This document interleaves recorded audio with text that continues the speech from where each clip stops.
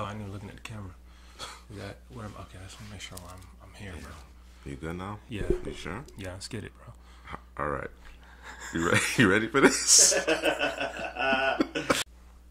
Hello, audience. All right.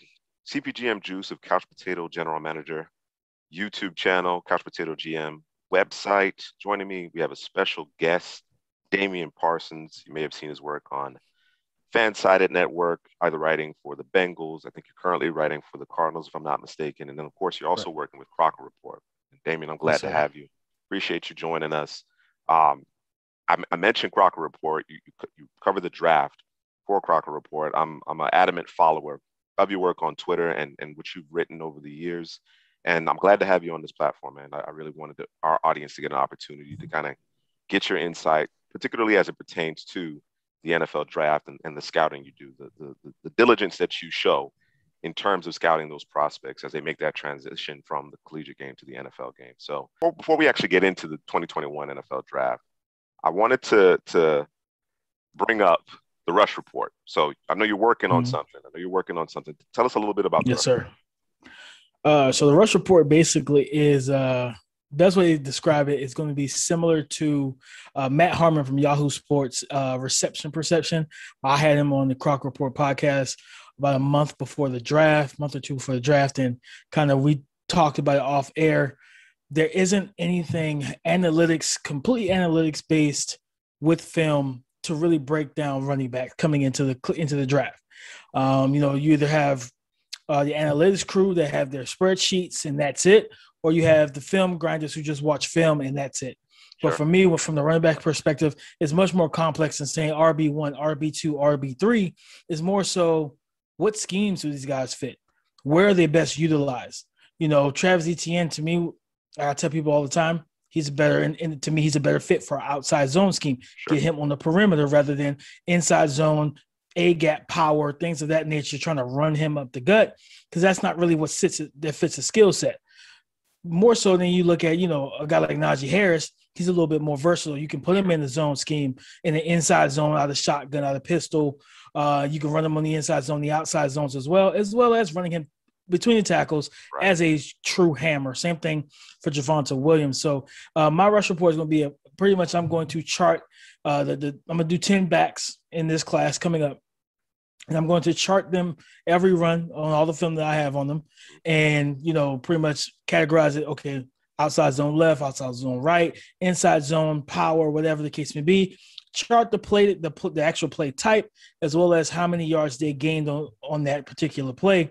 And I'm going to put them in categories that fit, together, lump them together with the correct category, and then pretty much put it into analytics. Okay, when this running back, Breece Hall, when he ran power, to the right, he averaged 7 yards a carry. But when he ran zone to the left, he only averaged 4.2. So it just kind of shows a difference, as well as it speaks to the offensive line as well. For those who study the offensive line, kind of give you, okay, Breece Hall's right side is much stronger than his left, so he's a little bit more successful there. So just kind of painting a full picture that isn't normally painted for the running backs. It sounds really comprehensive. I'm really excited to see that. When can folks expect the Rush Report to be out? So I would like to have it out off of just the 2020 tape that I have. I would like to have it out before this season, so before or around the beginning of August. We'll see how that goes with family vacations and all that good stuff for the summer. If not, then it'll be ready probably mid-season. Give me some more time, watch some more tape, even for the 2021 tape, to continue to build up my, my database. All right, sounds good. Tell me a little bit more about your philosophy when you're breaking prospects down, regardless of the position. What general principles do you kind of adhere to? I'm traits based, because that's really what transitions into the NFL. Yeah, I don't really care how many yards you pass for, how many sacks you had in college. That doesn't go with you. That stays where it is. So I'm always looking for traits, and I look at athleticism as well.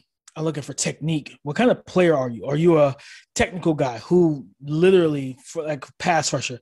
Are you someone that is advanced with their hands, or are you just more so of an athlete that's playing the position? So I'm always looking for the technical aspect, because I want to know what can I teach you, or what, what can be taught Again, looking at traits, schemes, what do you fit? That's why for me, I'm kind of getting away from the RB1, QB1, edge 1, because especially with like defensively, everybody doesn't fit the same scheme. So, while you look at Azeez Ojulari, he's an outside, 3-4 outside linebacker who can put his hand in the dirt, similar to Carl Lawson when he was drafted by the Bengals. That doesn't mean he's a true 43 end. You know what I mean? So and I think that gets confused. It gets kind of just washed away when it shouldn't. Right. I want more people to understand that there's positions and then sub positions. What position do you play? What's your sub position? Things like that. So that plays a big part into what I do, because at the end of the day, like I said, with the running backs, you can't just plug and play anybody. Right. You can't take an outside zone runner and put them in a down blocking man gap scheme. It just isn't going to fit. Vision requirements are different. Patience requirements are different. All of those things are different. Same thing with quarterbacks. Saying, look at Mac Jones and all these different quarterbacks in this draft. Some guys are more, Mac Jones is a more West Coast guy. He doesn't have the arm talent to be a push the ball, risk it or biscuit, Bruce Arians type. He doesn't have that arm talent, right? So, but he's somewhat of a quick processor and different things of that nature. So he fits a West Coast scheme a little bit better. So for me, scheme is extremely important, because it's hard to just say, okay, this player could play anywhere. Right. It's very few guys that are not just scheme transcendent, but they're just transcendent players altogether. No, you make a great point, because, of course, typically when you're doing rankings and you're looking at a position group, it doesn't get as granular as necessary in order to really, detail what that player does well and where that player will exceed depending on the scheme itself. You mentioned as part of your philosophy in terms of breaking down the collegiate athletes, collegiate football players going into the NFL. You mentioned athleticism, and how much do you put into athletic testing when you're ultimately determining, where again, maybe not necessarily traditional rankings, of course, but when you're deciding between prospect 1 and prospect 2, whom both play are our traditional odd man front edge players, right? Right. How much emphasis do you then place on the athletic aspect of things? So for me, I actually had this early in my scouting when I was really getting into it. It was the year Myles Garrett and Derek Barnett came out, and I remember some of my guys were like, "Man, Myles Garrett it's Myles Garrett." I was like, "Man, he's such a freak athlete. He's so strong." I think it was against smaller competition. It was either, I can't remember what I wrote down, but it was either smaller competition disappeared or against better competition disappeared. But he was disappearing halfway through the season at times. And then I look at Derek Barnett. He was technical. He had the handwork, all that good placement, set the edge well, all those things. Well, I had Derek Barnett over him simply because of the technical aspect. And I learned from that situation that if they're even in certain aspects, lean towards the athleticism. Okay. So it's really just depends. And then, of course, for me, so I label athleticism 2 ways. You have pro day and combine athleticism. Then you actually have on-field athleticism. Sure. So, people see guys run, okay, he runs a 4.3 at his pro day this year, which, majority of the pro day 40 times were not real and not accurate, but inflated completely. So you have a guy run a 4.3 at his pro day or 4.3 at the combine, but that doesn't show up on tape. So, play speed and 40 speed are two totally different speeds. Play speed is mostly mental. Sure. How quickly can you process so that your body can move at the pace that you want it to? Because if you're too busy trying to read and react, it's going to slow you down. Mm-hmm. If you can't read the coverage that the defense is trying to throw at you as a receiver, you don't know if it's a cover 3 or a cover 4 or an inverted cover 2. If you don't know what you're seeing, to be able to find your way through that zone or through that man coverage to find your spot to win and give your quarterback a good throwing window, you're not going to play as fast because you don't know what you're seeing. So athleticism plays if I would say about how I weigh it, I would say 55-45. I'll go from technique to athleticism. Gotcha. Athleticism being the 45. So they're pretty much neck and neck. Because at the end of the day, I look at guys, some people, for example, DeVonta Smith and Rashad Bateman. People say those are the two most polished route runners in this class. Well, I know for a fact that DeVonta Smith plays at a 4.4, possibly 4.3 type of speed. He's never caught. He stacks almost every DB vertically. But then you look at, but he's also a true polished technician. So then you look at Rashad Bateman, incredible catch radius. He plays the ball well at the highest point, great hands. He's a technician as well, but he lacks that twitch and explosion in his game. So as a vertical threat, he's not the greatest option there unless you're going to rely on those contested situations. Right. So in that case, if I'm scouting those two on my board, DeVonta's going over because while he matches you in terms of Bateman from a technical standpoint, he also has you in the athletic department. Definitely. All right, let's jump into the 2021 NFL draft. You've already mentioned some of the prospects, and in terms of answering those initial questions and how you ultimately apply that as part of your process in terms of scouting the prospects. What was your overall impression of the 2021 NFL draft? Any particular theme or what stood out to you?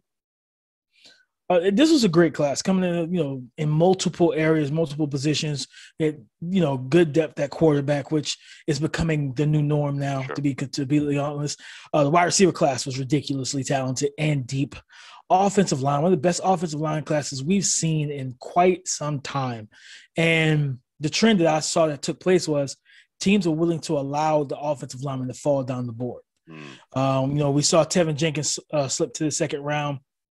Let Liam Eichenberg. We saw a lot of guys kind of drop, and it was when you have a surplus of talent, that's kind of the mindset. Like, okay, well, do I take this tackle or do I go corner here?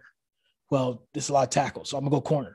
And it's like, okay, I understand the logic, but it's a risky logic because you select the wrong offensive lineman.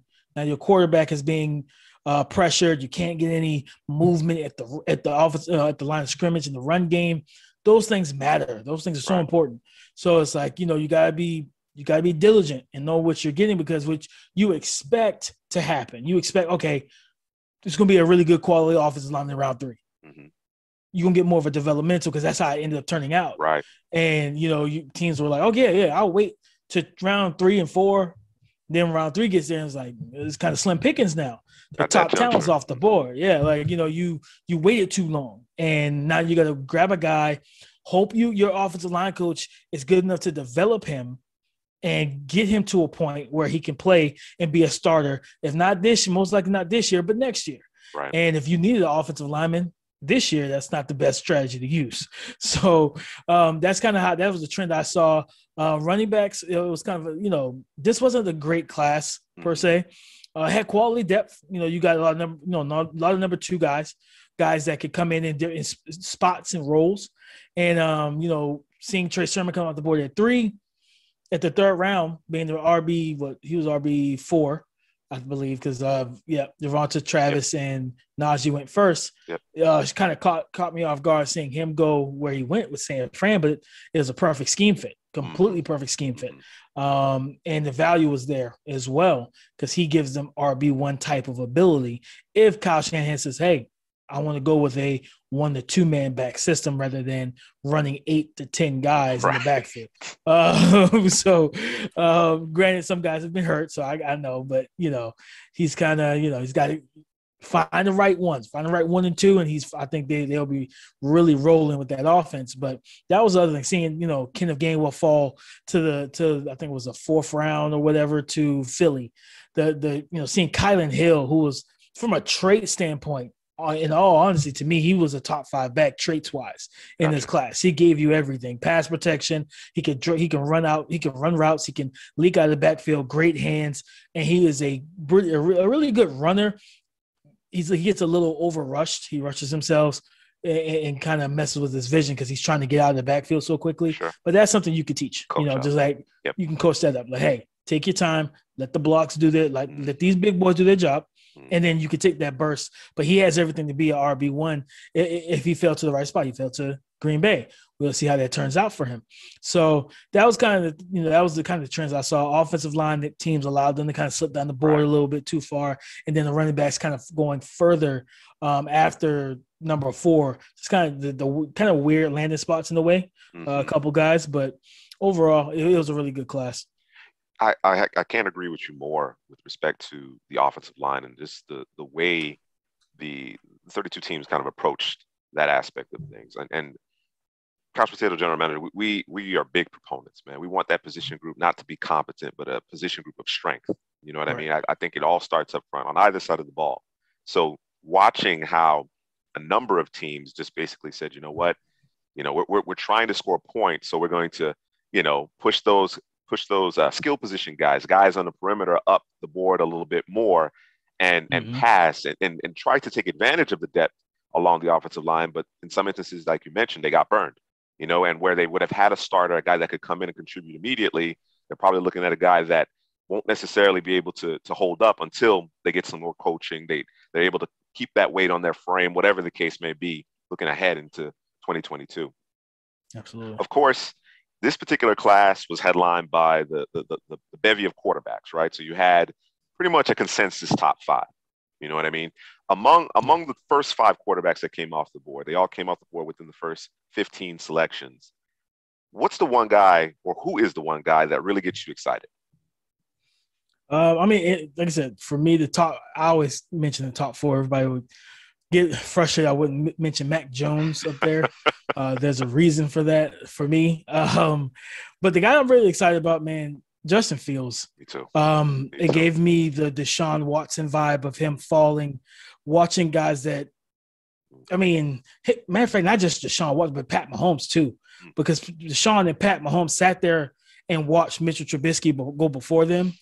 And it was just like, we see now, years later, that was a terrible idea. Sure. It was a terrible mistake on the Bears' part. The Bears came back and said, you know what? We're going to right our wrongs. Right. And then we're not going to make that mistake. So the landing spot for him is great. I love what the Bears have from a weaponry standpoint. You have Allen Robinson, Cole Kmet, Anthony Miller, Darnell Mooney, David Montgomery, Tariq Cohen's coming back. They drafted Khalil Herbert. And I think Jimmy Graham is still there as well.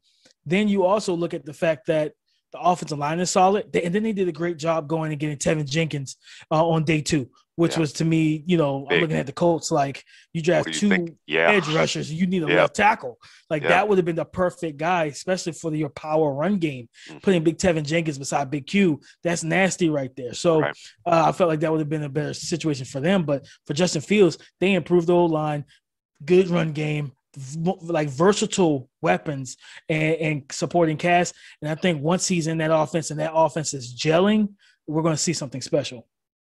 All right. So you mentioned Mac Jones, that you considered it more of a big 4 as opposed to a big 5. And of course, the national media circuit obviously was talking about, the possibility of Mac Jones going 3rd overall. I never bought it. It's simply because of the fact that although I believe Mac Jones ultimately will be a better player than Jimmy Garoppolo, I think when it's all said and done, I do believe he's going to be a better player than him. He just did not possess some of the things that you cannot teach. You know what I mean? So, and Kyle Shanahan, there was a lot of, not a lot of reporting, but there was some reporting in terms of his affinity for guys like Josh Allen. And I think he saw some of that in Trey Lance. But going back to Mac Jones, I believe, if I'm not mistaken, you're a Pats fan. You're a New England Patriots fan. Correct. So you got Mac Jones. So how you feeling about that? I don't like it. I don't like the pick whatsoever. No, I don't. For me,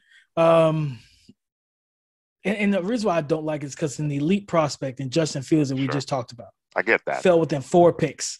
I get that. And you, as Bill Belichick, you spent a lot of money on some very iffy players, in my opinion, in the offseason. You didn't grab any household names that's going to come in and make like legitimate impacts. You got some quality guys for, a little bit more than quality money, in my opinion. Sure. So you were aggressive in free agency. And the moment that you should have been aggressive to go up and get a guy that, because what everybody's saying, Mac Jones fits the system.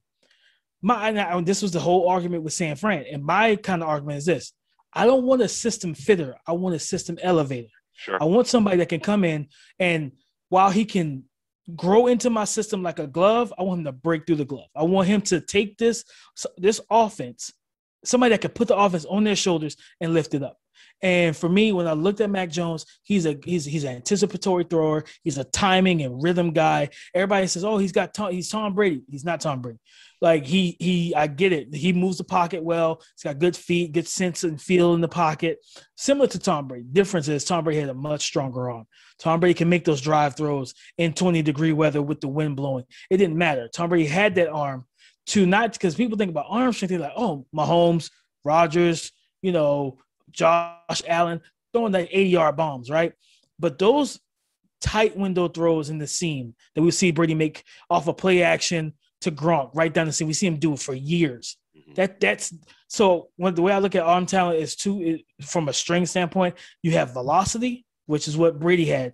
Then you have distance, which you look at like Mahomes and the rest of these super talented guys. They can throw the ball 40 yards in the air or 80 yards in the air, or how far, but they also can make those drive throws. Sure. Mac Jones does not have many drive throws. First of all, on film. Then when they wanted him to do it at both pro days, he never completed them. He never even attempted them. So that's against air with your receivers. Right. Like that's a telling sign for me. And then you didn't make a lot of tight window throws with a lot of zip in Alabama in that heat. You're going to New England where the weather gets real nasty on November and December. So what it seems people are like, well, it's going to be hard. They're going to build around them. I said, that's fine. But you're going to run the ball. That's what you want to do. That's fine. When it gets nasty, and teams know you're going to run the ball, guess what they're going to do? They're going to bring those safeties down. And you don't have the weapons that he had at Alabama. Sure. That's going to be your receivers are better than these corners week in and week out. These guys are faster. No, you don't have that in New England. You have N'Keal Harry who struggles separating. You have two tight ends, but teams are going to crowd between the hashes and make you throw outside the numbers. So for me, regardless of, and I respect a lot of those guys, Dan Jeremiah and a lot of those other guys, they hype Mac Jones up. I felt like it was a bad job to do that. Like, I had, regardless of, the whole fit thing, like it just didn't make sense to me. We trade up all the way to 3 for fit. Yeah. No, that's not what you do. Yeah. And for me, I looked at it from the aspect of, okay, Belichick then went in the second round, traded up for Christian Barrymore. And that was cool. You needed them. You want to play 3-4, hybrid 3-4. You need a nose tackle. You need a big boy in the middle that can 2-gap and keep your linebackers clean. So I was fine with the pick, with the player. I wasn't agreeing with trading up for him because we had more draft capital. We could have improved the offense with this talented receiver class. But for the thing about this Mac Jones pick, I don't want Mac Jones playing at all in 2021. I don't, because the offense is not where it needs to be yet. Sure. Like next year, Traylon Burke, Mike Woods, all these, these plethora of receivers going to come out in next year's class. Mm-hmm. Belichick, that you're the best way to get what you want to get out of Mac Jones and make him look like a good pick is you got to surround him with some weapons. Allow him to, because I think there was a stat, 53% of his yards came after the catch. Right. Like that's a concerning amount. And there was a lot of screens, which was second in the nation. So that's troublesome as well. So it's like you look at the numbers and the tape, it kind of pulls back some of those narratives that the media was pushing. Yeah, I thought, to your point, Sark did a great job with him, putting his weapons obviously in a position to be successful. And of course, his weapons are so much more talented than the competition that they're facing week in and week out. Absolutely. That being said, I thought Mac Jones, because he was so precise, even though it wasn't necessarily thrown in the smallest of windows, granted, he didn't miss. He didn't miss. You understand what I'm saying? So I thought he played his way into the first round. I did not anticipate, until this groundswell of media suggesting that he would be taken in the top half of the first. I thought he was a end of the first round type of, option. Same what I mean? The team might feel, let's go ahead and get that 5th-year option. But he was right around that 28 to 32 is what I was thinking.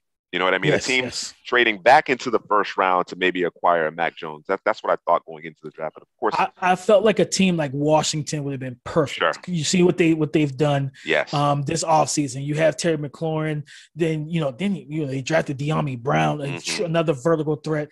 Curtis Samuel in the slot. They have Logan Thomas, a former quarterback who developed and blossomed into a good tight end last year. You have Antonio Gibson at running back. So I felt like for a fit, Mac Jones would have been perfect. Plus, he could have sit behind Fitz for a couple games or however long they wanted to go with it. If Fitz can keep them competitive in the division, possibly make the playoffs, cool. And then you roll out Mac Jones in 2022. But I think that would have been great for him because he would have walked into an already made situation with legit weapons to throw to and to hand off to.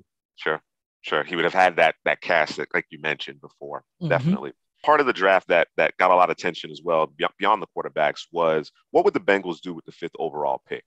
And there was a lot of conversation here on our channel, and of course, throughout the Twitter sphere and all on the national broadcast. What did the Bengals do? Do they opt for Jamar Chase, get Joe Burrow his top target from 2019, or do they protect him? Do they go and get the best offensive lineman prospect in the class in Penei Sewell? My thought process is I always work inside to out. I was, hammering for Sewell. Obviously, I have a lot of respect for the ability that Chase possesses. But what were your thoughts in terms of the decision that they ultimately made?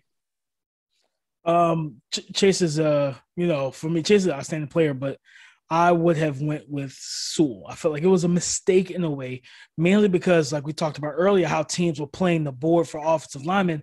They were getting a little too risque with it. Like, I can get somebody later. That's why I felt like Cincinnati did. Granted, they brought in Jackson Carman from Clemson, and they also brought in Deontay Smith as well, a smaller school guy, someone that needs to fill out his frame a little bit, but he has the pretty much the physical traits to become a good tackle in this league. But again, he's the developmental guy. He's not going to help you right now in week 1.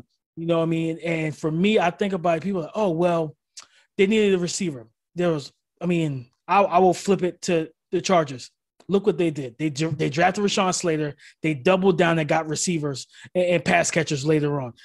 That's the way you do it to me. Like, and like I said, I build inside out. Because if you lose the trench warfare, and it's even in real war, the trench warfare, if you lose the trench warfare, you lose the war. That's just what it is. And for me, just in the division where now you think about it, you go up against the Browns, you got Jadeveon Clowney on one side, and a lot of people are like, he had 0 sacks last year.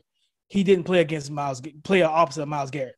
Myles Garrett's going to force quarterbacks into Jadeveon Clowney, which will help inflate his sack number. So you got Jadeveon Clowney, and you have Myles Garrett in Cleveland. That's twice a year. Right. Mind you, they have built themselves a very flexible and versatile defense, which will give them multiple blitz packages, all of that, right?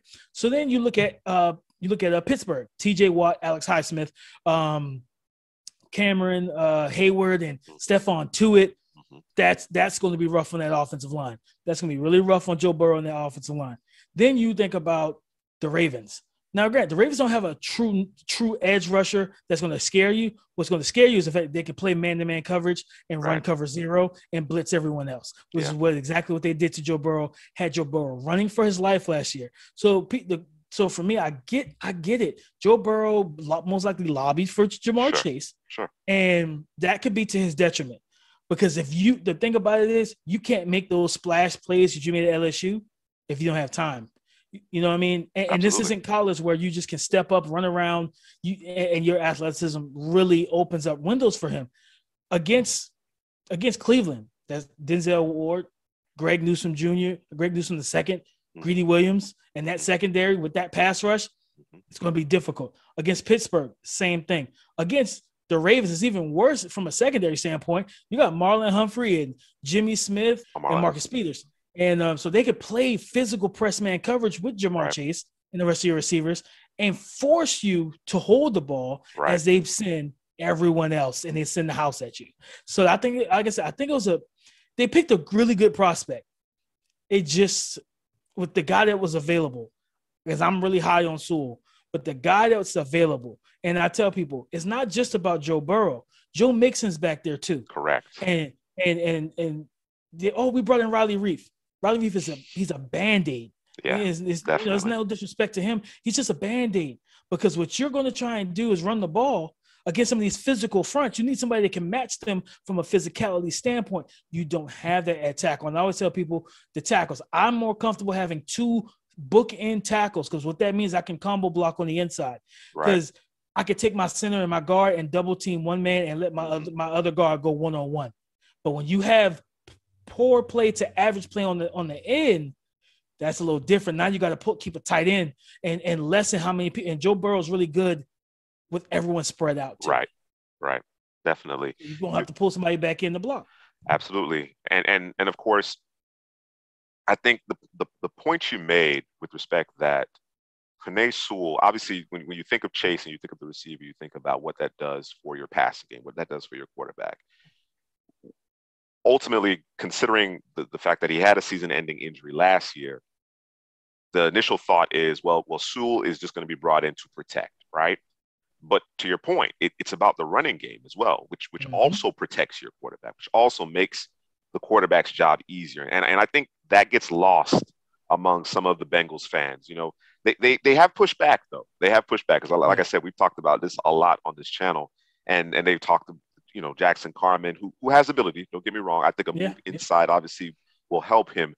But I don't think this Bengals offensive line has been really, I mean, let alone competent, but a position group of strength since they had Whitworth and Kevin Zeitler. Yeah. You know what I mean? It's been quite some time.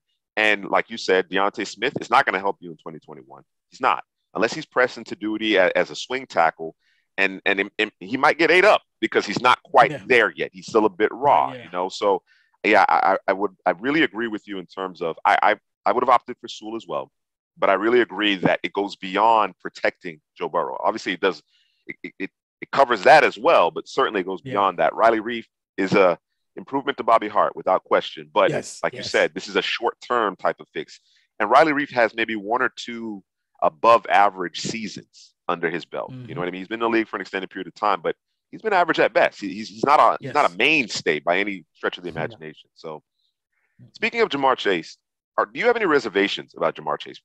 People talk about Ja'Marr Chase like he has no weaknesses. And I don't necessarily agree with that. I agree that he's an excellent prospect. I think he's going to have plenty of success, but he's not completely clean from my perspective. What about you? Me either. I've been I've been labeled a Ja'Marr Chase hater on Twitter from a few folks because over the Croc Report, the one thing that we pride ourselves on is having authentic takes.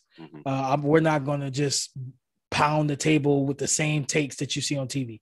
I actually heard Colin Cowherd and other analysts say, you know, whether Ja'Marr Chase or Trevor Lawrence, they have no weaknesses. That's a complete lie. Every player has a weakness, and Ja'Marr Chase is as great as he is, physical.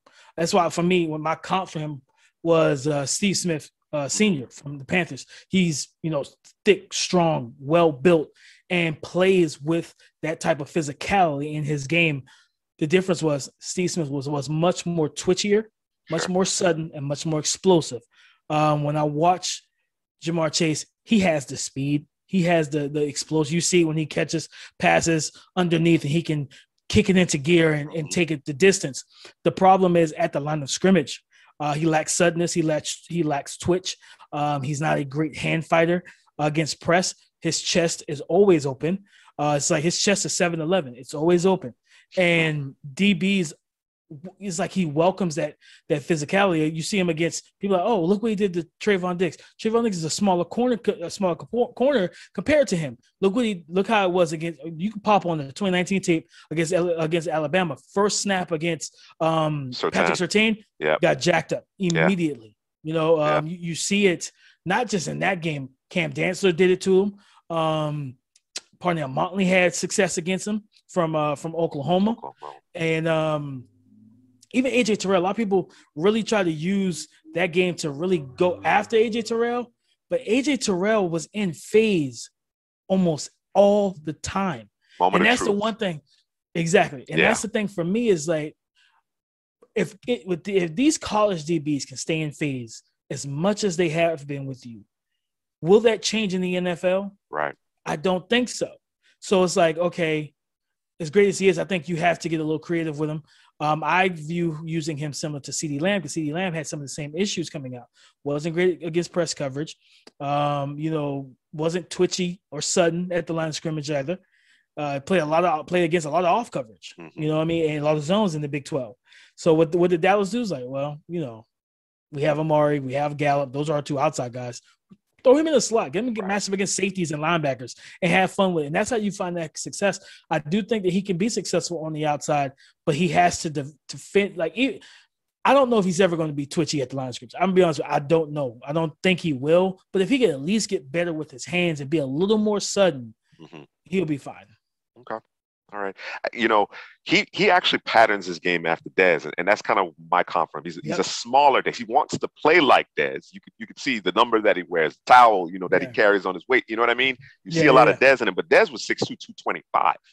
You know what I mean? Chase, as physical as he is, he doesn't have that kind of frame. He doesn't have that kind of stature. Like 6 foot 210 or something like that. Yeah, something along those lines. So not quite the same specimen that Dez was, but no, certainly, I think your points are absolutely valid. That while he is an excellent prospect, I think particularly when you add him to a core with T. Higgins and Tyler Boyd, he's going to see a ton of man coverage. He'll have success. Yeah. But the lofty expectations that's where we're going to judge Jamar Chase, and he has some things to work on to get to that point. So I agree with you there. Let's talk about another receiver. And I believe, if I'm not mistaken, this was probably your top prospect at the position in this class, and that's Jaylen Waddle. There was a lot of comparisons to him and Tyreek Hill. Do you think those 2 players are close? I think they're closer than fans want to admit. Really? I'll break it down in the way of just the way that they go about the game and the way that they threaten defensive backs. So defensive backs is the internal clocking coverage. Sure. Both of these guys speeds that clock up. Like you have to be, you kind of go to the line of scrimmage and you're weary. You're aware of everything. And you're just like, okay, I have to be sound, because if I'm not, it's over. It's a long ball. It's a house call. Wham, bam, thank you, ma'am type of situation. So the one thing I look at both of those guys in space, extremely shifty. People, both of them ridiculous returners as well at kick and punt return. And you see that in their movements when they're in tight quarters. Their feet never stop moving. They're elusive. They're quick. They're shifty. They know how to make guys miss as well in space, and that's big. And like I said, looking at their ability to threaten DBs vertically is so terrifying. Like watching bracket coverage, you have high-low coverage, and watching Waddle split both and go. You know what I mean? Definitely. And we see that with Tyreek Hill as well. And that's the thing. And the main thing was both of them came in. They're not. I think Jaylen Waddle's better, of course, better against press than Tyreek was when he came. He's a better receiver coming in than Tyreek was. Yeah, more polished, definitely. And the thing that's helped Tyreek is being with Andy Reid, and then he's teamed up with a tremendous receivers coach. A guy that he works out with in the offseason that has really helped him improve his game. He had the athletic ability.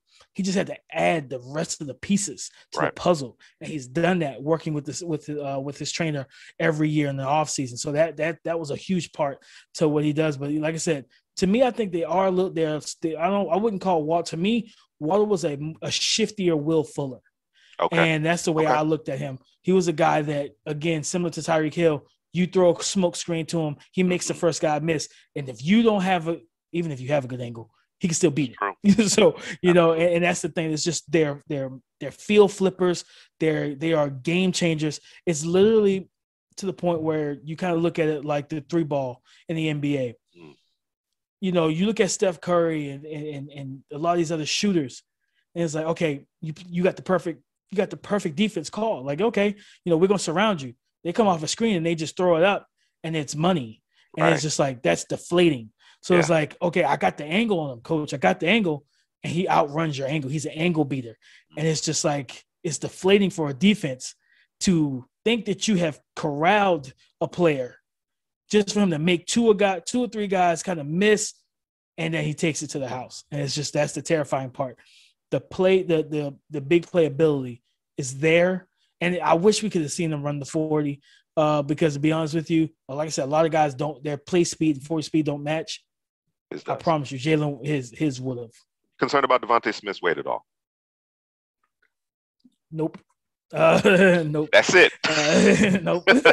Short answer. That's it. Nope. I'll give it to you kind of quick. For me, with DeVonta Smith, people worry about his weight. Oh man, they're gonna get their hands on him, they're gonna press him. I interviewed Israel Mukuamu, 6'4", 200+ pound, big physical corner. He said when he first saw him, Ruggs, Judy, Waddle, he was like, man, these boys are little, right? And he was like, I got to the line of scrimmage, it was a little different situation because they're so quick. Right. And, he said Judy was the best receiver he's ever faced. And he said same thing for Smitty. He's like, he's so quick, he's so smooth at the line of scrimmage, and he's so sudden. Because when he gives you the head fake with the outside jab, you shuffle because you think he's going to release outside because he's such a great vertical threat. Right. That boom, he shoots back inside with that twitch, and it's like, okay, now I'm out of position, and all of his routes look the same. So now instead of you being in phase to read him down to know if it's vertical or comeback, whatever, you're in catch-up mode. And then he snaps it off and you're 2 or 3 yards upfield and he's got a first down and he's going to try to make a couple guys miss, get some extra yardage. And for if a team is weary or worried about him against press, this is a very simple fix. Put him as your movement Z. Right. Move him around, get him off the line of scrimmage, keep him aligned off the line of scrimmage. Stack releases. Movement, releases, bunch, all that stuff. Get him in motion, get him in the free release, natural pick plays, get him into his route without being touched. Because because that happens for a lot of receivers. Every receiver isn't going to be great against press. Now, I don't have any real concerns. People are like, oh, well, Jalen Ramsey. Okay, Jalen Ramsey's elite. Stephon Gilmore's elite. But one thing I love about Smitty is I watched him against an elite prospect in Byron Stingley. He dropped 200 on back-to-back years. Yeah. He dropped 200 on back-to-back years, right? He faced Patrick Surtain, another physical press corner. You watch him against J.C. Horn. He put work on J.C. Horn. So it's like people want to look at the weight and talk about it, but I think a lot of it's due to people not really understanding the wide receiver position and what it takes to win in press coverage. Press is an alignment. It's not actual technique. Jamming is the technique. Right. You characterize his release and the fact that all his routes look the same. When I watched him, that's what jumped out to me was the fact that everything looked the same. So you obviously have no idea what's coming. And what I called it, you use the basketball analogy, and I call it it's a crossover release. Yes. He's crossing them up. You know what I mean? And then, of course, the defensive back, his footwork, his technique breaks down. Of course, he doesn't get a finger on him. Yeah, to your point, when you watch him and you watch how he wins and how frequently he wins, given his skill set, it eases all concerns as far as I'm concerned in terms of his ability to actually beat the jam. Not necessarily press, but the jam itself. Who's the best defensive player in this class? Position notwithstanding. This was a tough one because I really like there's a couple guys I really like in this class, but I am going to go with Micah Parsons. Okay. For me, just looking at him as an elite athlete, he tracks the ball carrier's run path very well. He's a phenomenal blitzer and rusher of the quarterback. Because if I'm not mistaken, I believe he played defensive end in high school. And there's the clip I think I put up on Twitter a while back. Him in blitz at the zero tech, head up with a center. It was against Memphis. No, was it Buffalo? It was Buffalo. And the center snaps the ball. He swim moves him like a defensive end and gets right into the backfield. And he was giving the center trouble all game. Yeah. When you saw him run the 40, I'm telling you, his play speed matches that. Right. Because he sometimes he gets a little too anxious and he picks the wrong lane against the run. And there's plays where he chooses the wrong lane and he pops out of there and chases the running back down. Running back thinks he's got a 15-yard gain. He gets 4 yards. He does a great job with that. And I think there's potential of him dropping in coverage. I don't think he's fluid enough to play man-to-man, but as a spot dropper, dropping off in a cover 2, cover 3, having his own little area. And then once he diagnoses if it's a shallow cross coming across his face and you throw it, he's going to light that guy up. Right. He does process things well also. So he's just a phenomenal defender. I had a similar kind of evaluation that you would see him, he would guess from time to time. Mm-hmm. You know what I mean? Particularly with his run fits, he would guess from time to time. But his ability when he's coming downhill, his pass rushing ability, it is special.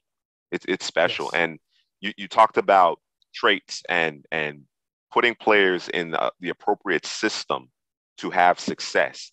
If he's able to if you free him up and allow him to do what he does best, which is attack the line of scrimmage. Of course, he has the ability, the requisite athleticism to get sideline to sideline. But when he's coming downhill, he is a special player. Yeah, absolutely. Help me with this one. I'm struggling with this one. So we're talking defensive prospects here. I'm struggling with the Jayson Oweh pick for the Baltimore Ravens. I understand this is a traits-based pick, especially with the lack of production. This Ravens team, to me, has a window. And I felt the guy that I would have gone with here was Azeez Ojulari. That was the guy I had pegged for them. After they got to get the receiver, had to get Lamar, somebody that was reliable outside the numbers. So I love the Bateman pick. I think most folks kind of had Bateman in that area. But then, of course, they make the trade with Kansas City for Brown, the tackle, and they get the 31st overall pick. And they opt for Oweh, who, again, tremendous athlete, young player, still learning the game. What do you think? Is he going to pan out? I know it's early. I know that this is a tough question, but help me, convince me why this was the right pick. I can't, because I didn't like the pick myself, man. Okay. I had Azeez. I was like, Azeez just he looked like a Raven, and right. I felt like that was the move, and that's the move they should have made. It was just such a tough situation, man. Just how they handled it. I just feel as if they would have went Azeez, I would have been perfectly fine with it. But not even just him. You had I would have loved to seen Greg Russo players that stand up 3-4 in for them. Okay. Joseph Osai, they could have gotten later. Joe Tryon, I would have been great in that on the edge for them as well. Sure. Oweh, legit elite athlete, but he's an elite athlete playing defensive end or outside linebacker. Right. He's not. It's not like similar situation as to like Myles Garrett. Myles Garrett had the requisite other traits. I like Oweh. He does a good job setting the edge against the run. He's using his long arms and he plays with some physicality. But just as a pass rusher, you're not going to win just off of your first step and your explosion. You have to be a little more polished than that. And I just didn't see it, with his game. So, yeah, definitely. Like I said, I definitely can't talk you into that one because I wasn't a fan of it myself. Okay. I thought it was just me for a while there. I thought it was just me. Like I'm not seeing it, man. This is a project. This team is ready to win now that they're in that position. And of course you talked about it earlier. As with respect to the Bengals and the fact that, of course, the Ravens, they like to go man across the board, zero coverage, and come after the opposing quarterback. Well, one of the teams that they continue to have trouble with is Kansas City. And Kansas City makes it very difficult on you if you have to blitz to generate a pass rush. If you have to consistently blitz to get to the quarterback, you're going to have problems. That guy, that same guy we talked about, Tyreek Hill, is going to give you fits at that point. So I thought when you're talking about dealing with Josh Allen, you're talking about Mahomes, and of course the Browns are really loading up now, on both sides of the football. You have to be able to affect the quarterback without blitzing, and exactly. And I just don't know that Oweh is going to help this team this year again. And we're talking about a window. So Lamar hasn't gotten the mega contract just yet. This is the time. This is the time to kind of push your chips to the middle of the table and go for it. And they went with a guy that again, long term might be just fine, but can't necessarily, or I don't expect him to help necessarily immediately. Let's get back to the running back position. You alluded to it earlier. You talked about Najee Harris and Travis Etienne as well as Javonte Williams, and you kind of broke down their skill set. So I want to talk about the landing spots in particular for those three running backs. What do you think about where each of those backs actually landed? I kind of called the Najee to Pittsburgh. That was kind of just a true fit, and I think he's going to do great things for that offense. He's going to help them out a lot this year. Travis Etienne, I heard a couple worm rules, and I was like, man, someone told me, hey, look out for him going to Jacksonville, and I was like, early? I was like, no way. And then I even posed the question. I want to see what Twitter and how people on Twitter felt, and I was like, they got a 1,000-yard rusher. There's no way they go and then they went Travis Etienne. And for me, the landing spot is if Urban Meyer uses him correctly, he's Alvin Kamara in Florida. And I think Alvin Kamara is actually from Florida, so that kind of works. Yeah.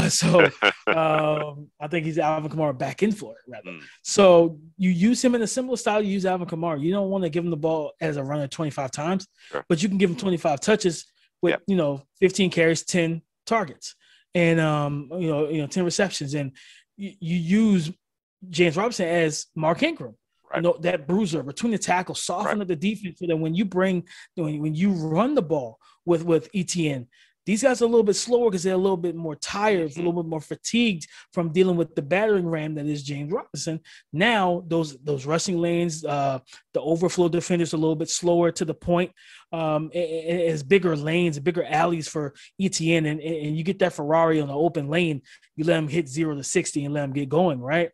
So you want to give him an unimpeded path, and that's the one thing that's really where you see Etienne is at his best, when the path is being created and he doesn't have to create it himself.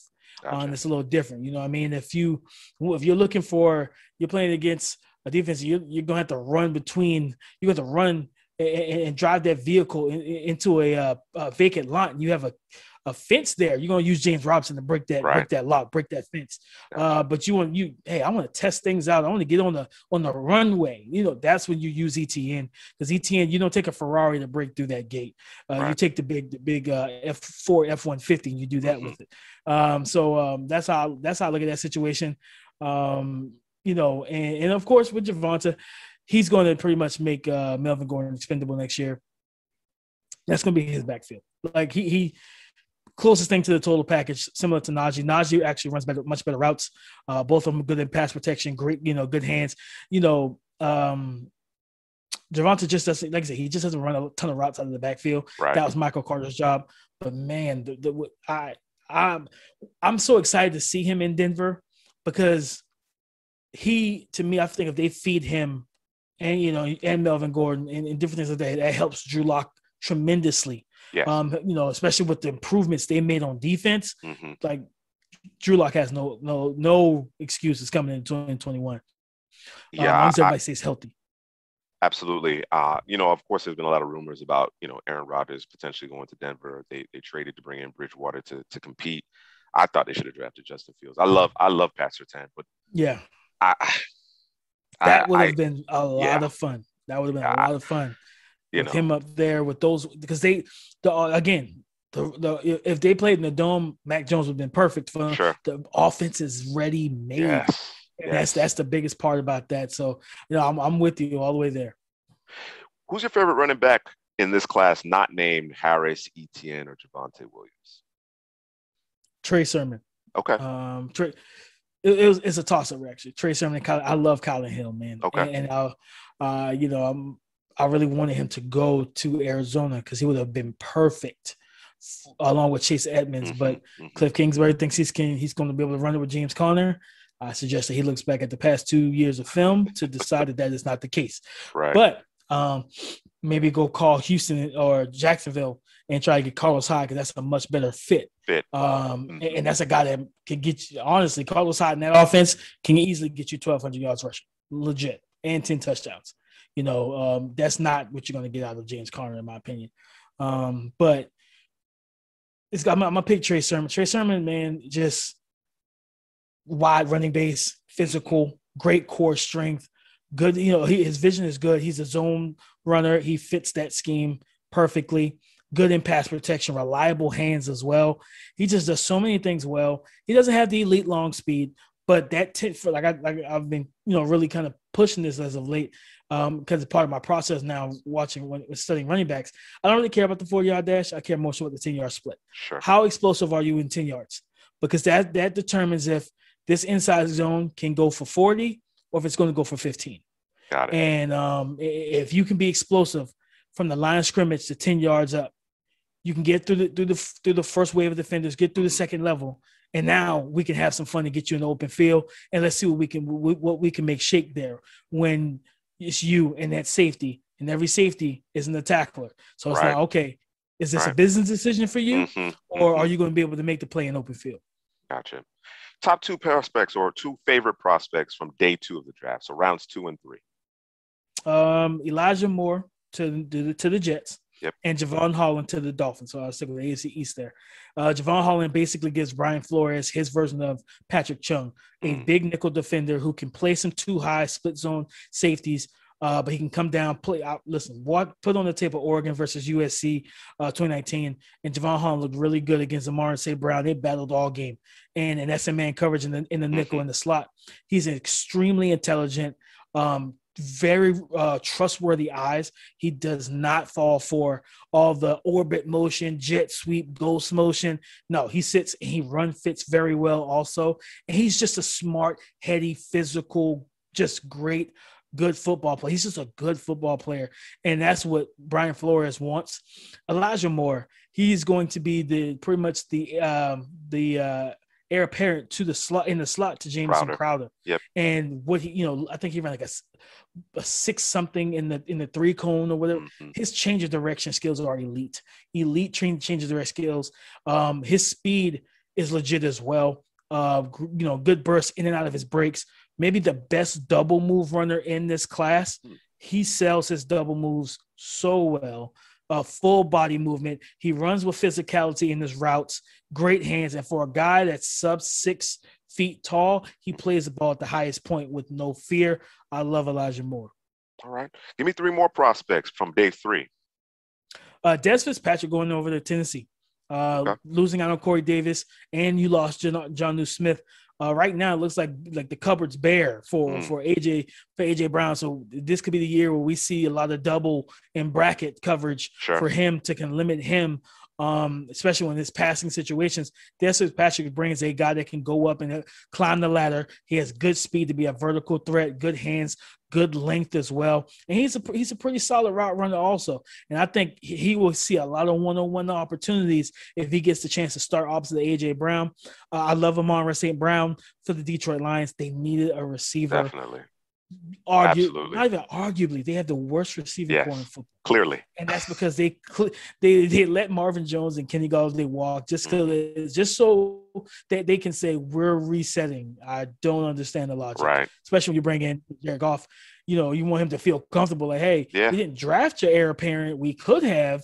We didn't. We also didn't give you many weapons. So, you got 1 year, bud.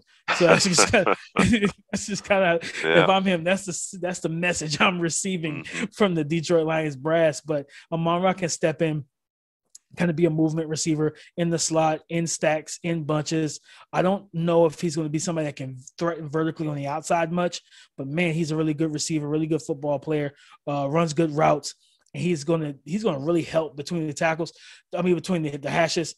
I really think he's going to be almost similar to Robert Woods for Jared Goff. I think that's the common skill set he has. Gotcha. And then my last guy is Jabril Cox, going back to Dallas. Oh wow. What Dallas did, Dallas pretty much they stuck their flag and said, hey, listen. Reset. Vander Esch, Jaylen, your days are numbered.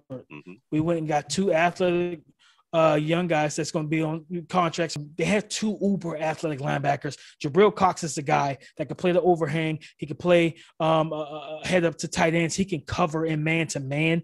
He has safety coverage ability with just legit athleticism at the linebacker position. He's not the most stout against the run. But again, you keep these guys clean, him and Micah Parsons, and let them roam. I always tell people, man, we don't know what Ray Lewis would have been without Haloti Ngata, without a big 2-gapper, keeping him clean, keeping those big burly dudes on the offensive line from getting to the second level, which allowed him to blitz the A-gaps, which allowed him to run sideline to sideline. That's what makes linebackers great when you build a strong front, a wall in front of them. And I think that's one thing that Dallas has to continue to do. But, man, Jabril Cox and Michael Parsons is fun. It's interesting that you brought up Ray, because I believe Ray lobbied for Ngata, or at least a guy who could play the 1 and kind of, 2-gap and allow him to do his thing. Because prior to that, they had, I believe it was Tony Saragusa. They had Sam Adams at one point. You know what I mean? So it's interesting that you mentioned that, but that's exactly what they need to happen in Dallas. They need those guys up front to do the work, to allow those athletic second-level defenders make plays and really highlight their abilities. Best value pick in the draft in your estimation? There was a lot of good picks in this draft, and I want to stick with the edge group. Okay. I want to go with New England with Ronnie Perkins. Mm. I really like Ronnie Perkins, and when I watched him, even especially the first game I watched of him was against Oklahoma State or against Tevin Jenkins, and man, like that was a battle. Yeah. He's got quick burst off the edge. First step is really good, but he plays with such leverage to know how to get underneath the offensive lineman's pads. He's a great straight arm. He's good with his hands, and like I said, he bends around the edge. He knows how to come back. He has a counter moves to come to threaten vertically upfield and then come back inside and win. And I think the value of getting him in the third for a team that was one of the worst teams, because Bill Belichick's philosophy is build a great secondary, worry about the pass rush later. Well, in a league where you have Lamar Jackson and Pat Mahomes and all these guys, you need to be able to get after them. Yeah. Get the ball out, force them to get the ball out of their hands quickly. Instead of letting them sit back there. And even if you blitz, it's not always going to get there. And when the offensive line picks that up, somebody's going to be open. So, I'm happy to see him add more talent to that defensive front because they needed it. So I think he was the best value pick for me. Okay. And on the other side of that coin, who was the biggest reach in the draft? It's two, actually. Okay. Well, all right. Besides, we talked about Jayson Oweh, his reach. But I'm gonna go Eric Stokes to Green Bay and Peyton Turner to New Orleans. Gotcha. I had both of those guys as day 2, arguably day 3 picks. I had Peyton Turner more around 4th round, 3rd, 4th round, if anything, at the earliest. Eric Stokes is really stiff, great athlete. Straight line speed is legit, can jump out the gym, play the ball at the highest point. He's stiff. And I think if he's more of a zone guy. I would have loved to see him in Buffalo in that kind of cover 3, cover 2 type, kind of skin of their run, get him off the ball. His teammate Tyson Campbell, I think is going to be much better pro than he is, and he's also an elite athlete as well. Right. He's just much smoother, much cleaner and press. So I think both of them. Peyton Turner, like I said, good pass rusher, good edge defender. I just really didn't see him first round, especially the value of him in the first round. He was a complete reach to me. Who are your top 3 teams in terms of coming out of this draft? Miami Dolphins are number 1. Okay. I'm going to say, because it's a couple of them I really like in this class. Miami's definitely at the top for me. I love what they did. Clear cut number 1 for you. Clear cut number 1 for me. All right. I love what New York did. I love what the Jets did. Getting Zach Wilson, getting Elijah Vera Tucker, Michael Carter in the 4th, getting Elijah Moore in the 2nd. Great draft by them. So they're my number 2. By the way, the best value pick in the draft, JOK.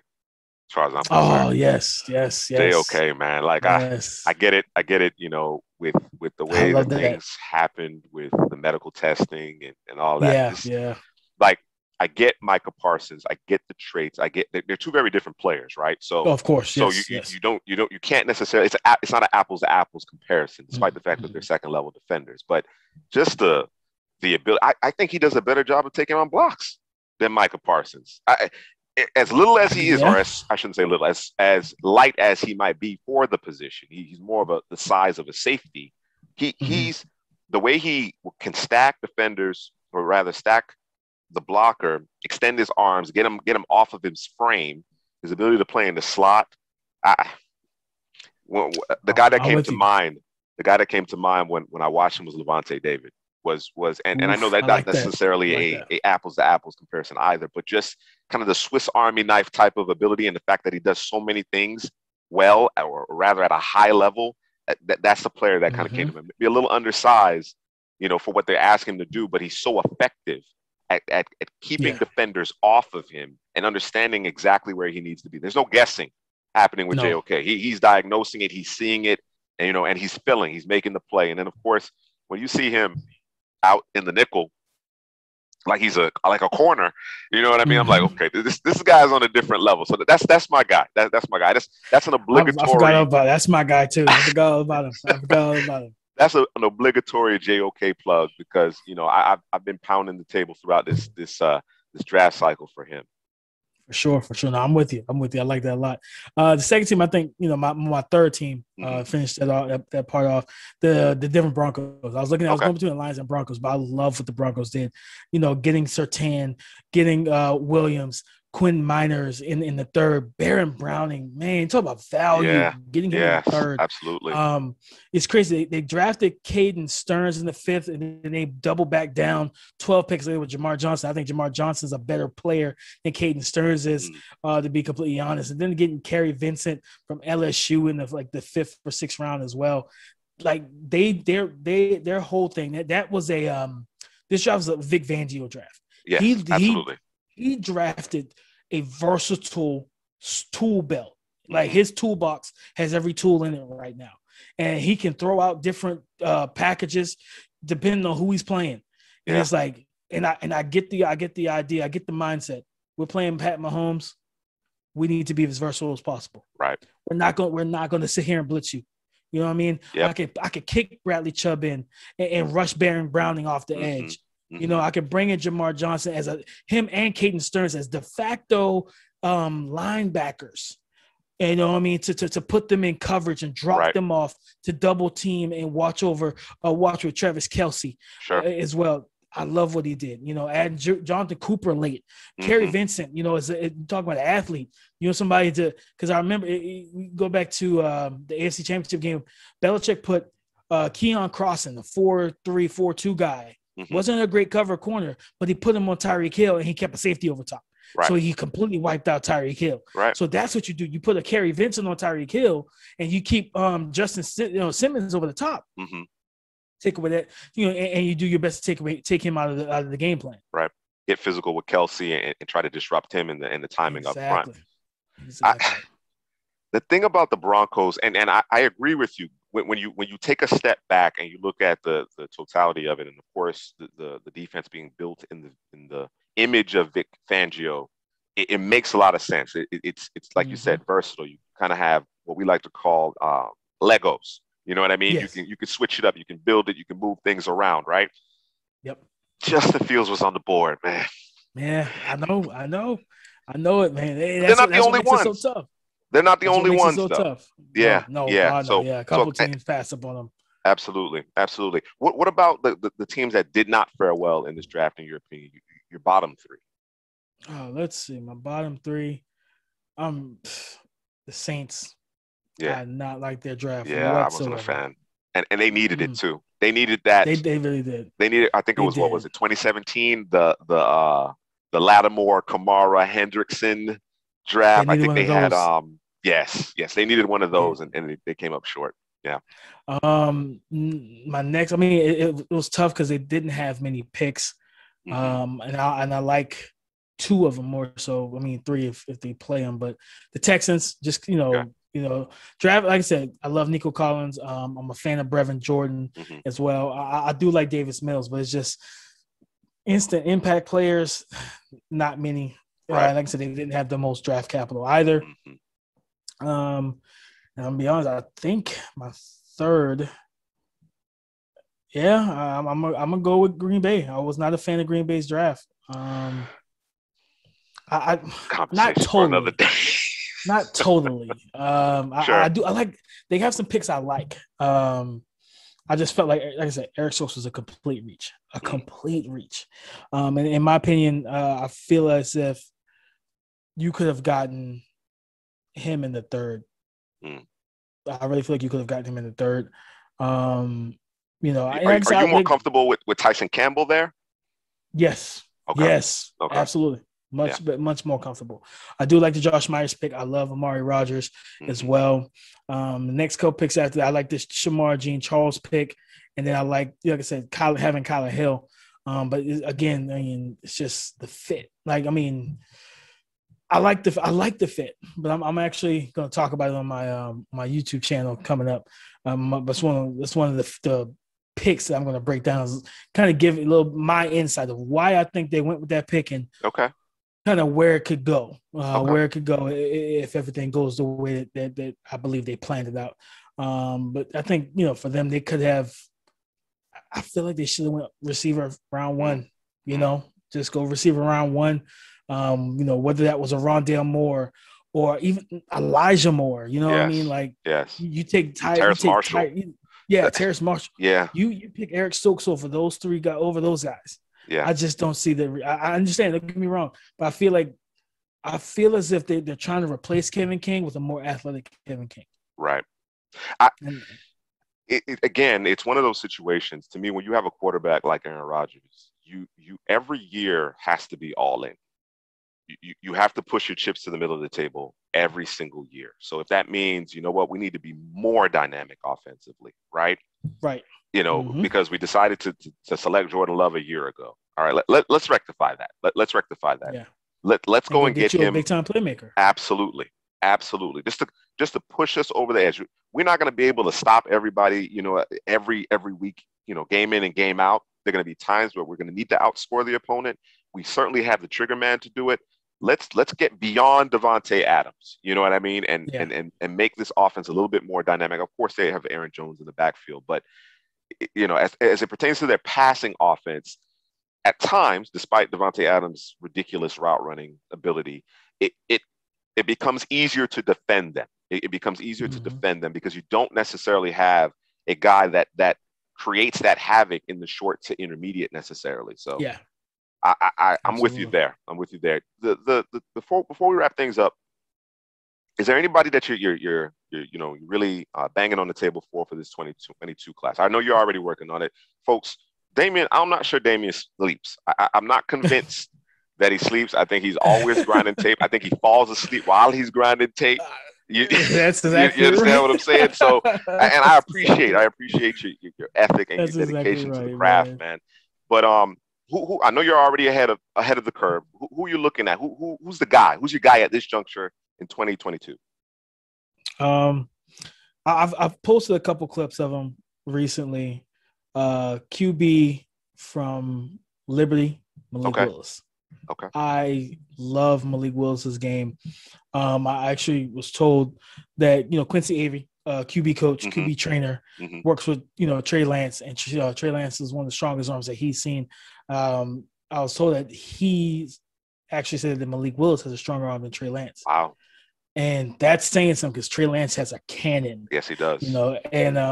Watching Malik Willis's tape, ball comes out, it pops off his arm.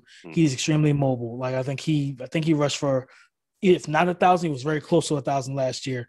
He was in the top 20 rushers in college football in all the nation last year with actual running backs. So, wow. And he's got the big physical frame, big arm. I think the crazy thing about it is you put him in Alabama. You know what I mean? Yeah. Like we talk about very different conversation. Yeah. Exactly. You talk about lifting the elevating the offense. You put Malik Willis with DeVonta Smith and Jaylen Waddle and John Mechie and Najee Harris back there with that offensive line. Evan Neal, their right tackle, will be a first rounder next year. Same way that they had Alex Leatherwood and Landon. It's just it would have been. Literally, it would have been a wrap. It would have just been complete unfair for the entire college football world. Nick Saban and that team that have Malik Willis. But that's a guy I'm pounding the table for. Everybody knows that I love Spencer Rattler. He's my QB1. But I think to me, from a trait standpoint, athletic ability standpoint, a physical ability standpoint, if Malik Willis puts it all together in 2021, he's the guy that can rival Spencer Rattler for QB1. And that's one of my guys.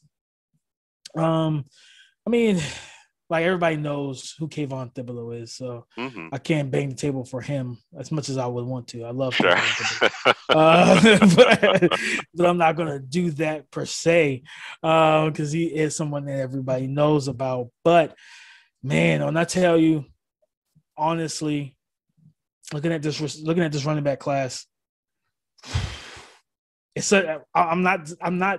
I have not decided who's going to be the top back off the board, but who speaks to you? Isaiah Spiller, man. Yeah. Isaiah, he's so smooth. His movements, like that's one thing. Whenever I watch film on running backs, I put myself in their shoes, especially from the end zone angle. I want to see what they see.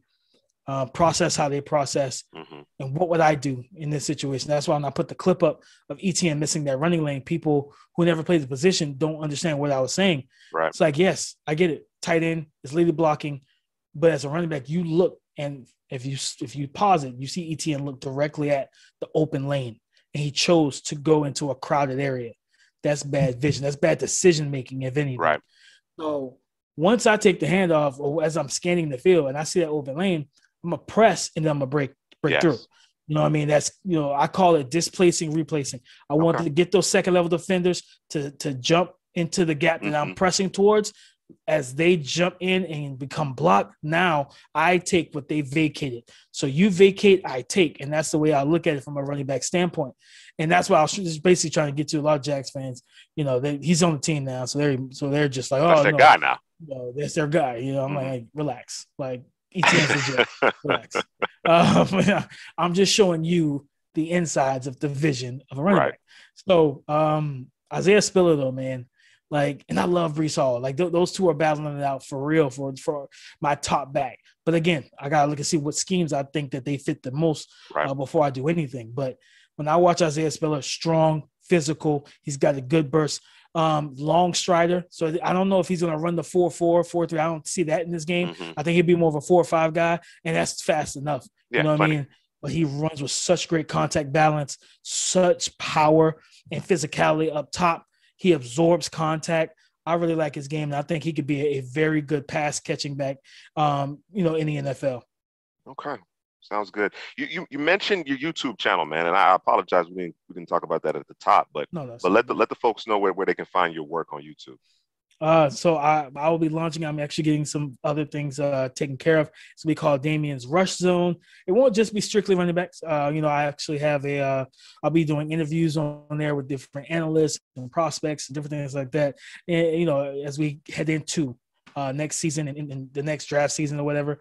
But definitely the Rush Zone, I'll have the link and everything in my bio once I launch it, as well as my Patreon account, which will be mostly running backs, pretty much doing film study, watching running backs. I have like teach tape. One of the main things I always talk about is winning in the alley as a running back, where the alley is created, but you have a defender stepping into that alley. How can you win? And how many different ways there are to win. And it all depends on the skill set as well. But I want to kind of, teach people about that. And just different things, like talk about underrated backs.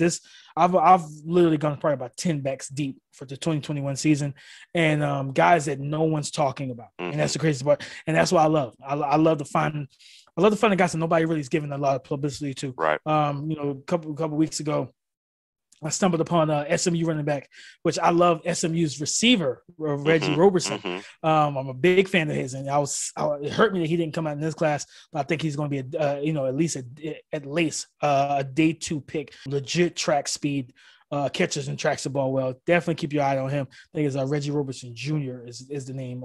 But his running back, Ulysses Bentley, the fourth, if I'm not mistaken, about 5'10", 5'11", $185. Runs much tougher than that, more physicality than that. Great burst in speed to take it the distance. And in the alley, he knows how to put a move on a defender. He's decisive. He's quick. Great movements and good vision. He's somebody I'm definitely keeping an eye on. If that offensive line is solid and they feed him, he could be a really good back in 2021. All right, man. For those of you out there want to really understand the science behind the running back position, and of course, Damian, he scouts all positions on the field, but certainly has a particular affinity for the running back position. If you really want to get into the ins and outs of that, be sure to check out his content on his YouTube channel, Patreon, and of course, the Rush Report coming out later this year. All right, Damian, thank you for coming aboard, man. I appreciate it. I'm looking forward to all of your future work, and we got to do this again sometime, man. Yes, sir.